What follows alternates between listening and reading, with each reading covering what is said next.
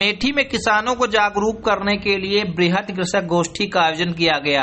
इस कृषक गोष्ठी में बड़ी संख्या में किसानों के साथ साथ कृषि वैज्ञानिक इस कार्यक्रम में शामिल हुए। आपको बता दें कि कृषि वैज्ञानिकों ने खेती किसानी की नई नई तकनीकी किसानों को समझाई।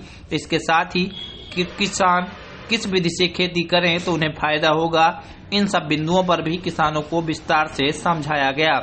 आपको बता दें कि इस कार्यक्रम का आयोजन अमेठी जनपद के जिला पंचायत रिसोर्स सेंटर पर किया जा रहा है। इस रिसोर्स सेंटर पर बड़ी संख्या में किसानों को बुलाया गया है। इसके साथ ही दूर दूर से कृषि वैज्ञानिक भी कृषक गोष्ठी में आए हैं, जहां पर किसानों को अलग अलग दिनों में अलग अलग खेती किसानी की विधि के बारे में बताया जाएगा। खास बात यह है कि यहाँ पर कई प्रगतिशील किसान ऐसे भी हैं जिन्होंने खेती किसानी में अपने नए आयाम गढ़े हैं और उनको यहाँ पर सम्मानित भी किया जाएगा। आपको बता दें कि लगातार कृषि विज्ञान की तरफ से समय समय पर ऐसी गोष्ठी का आयोजन किया जाता है और इसे कृषक गोष्ठी में किसानों को सम्मानित भी किया जाता है।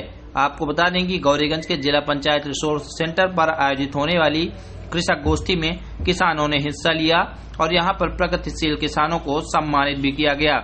मुख्य अतिथि के तौर पर जिलाधिकारी के साथ जिला पंचायत अध्यक्ष और कृषि विभाग के बड़े वैज्ञानिक इस कृषक गोष्ठी में शामिल हुए। उन्होंने खेती किसानी के नए आयाम किसानों को बताए और खास बात यह है कि यहाँ पर अनुदान पर कृषि उपकरण भी उपलब्ध हैं, जिसको किसानों के बारे में जागरूकता मिल सकती है। उन सब के बारे में भी यहाँ पर बताया जा रहा है। इसके साथ ही कृषक गोष्ठी में मोटे अनाज से तैयार होने वाले खाने के प्रोडक्ट के साथ सब्जियों को भी यहाँ पर लगाया गया है।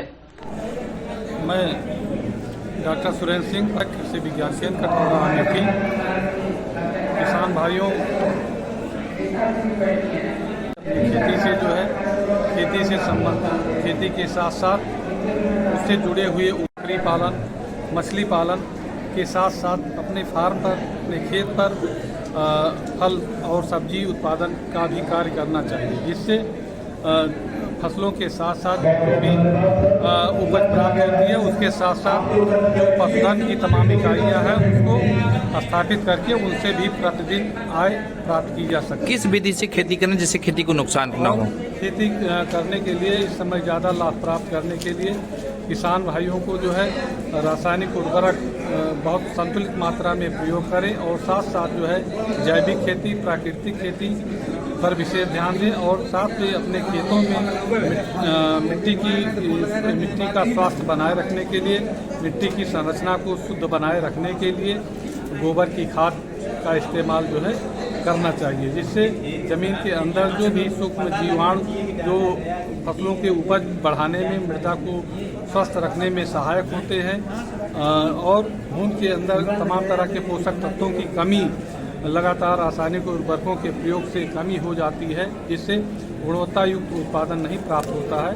इसके लिए कार्बनिक खादों का प्रयोग अवश्य करना चाहिए। क्या संदेश है खास करके किसानों को? अंतिम सवाल किसान भाइयों के लिए जो है हमारा संदेश यही है कि कृषि में विविधीकरण लाने की आवश्यकता है, जिससे कुछ उत्पादन जो फसलों से प्राप्त होता है उससे जो है किसान भाइयों की आय बढ़ती है और साथ साथ जो है उससे जुड़े उद्यम जो हमने बताया उससे भी प्रतिदिन आमदनी प्राप्त होगी और किसान भाइयों का स्वास्थ्य भी जो है, चाहे वो पशुधन से दूध पैदा हो रहा है, चाहे इसका सेवन जो भी किसान भाई करते हैं उनका स्वास्थ्य अच्छा बना रहेगा और उनकी आमदनी जो है प्रतिदिन बढ़ती रहेगी। ठीक, धन्यवाद। ये संवेदनशील गवर्नमेंट है और